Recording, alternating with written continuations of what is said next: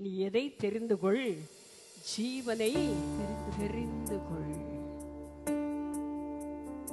சாபம் வேண்டாம், மரணம் வேண்டாம், தீமை வேண்டாம். நீ என்ன செய்? வாழ்வை தெரிந்து கொள்.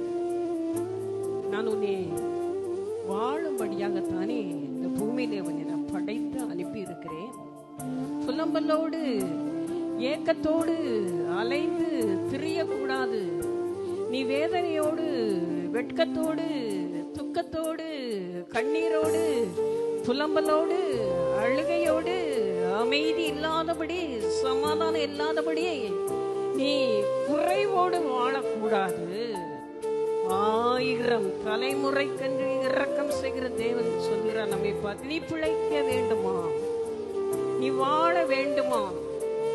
நீ தீர்க்க ஆயுசோடு நல்ல சம்பூர்ணமுள்ள பாக்கியங்களை பெற்று குறைவு குறைச்சல் தாழ்ச்சி இல்லாதபடிக்கு நீ எப்பொழுதும் எல்லா நேரங்களிலையும் எல்லா இடங்களிலையும் நீ வெற்றி சிறக்க வேண்டும் என்று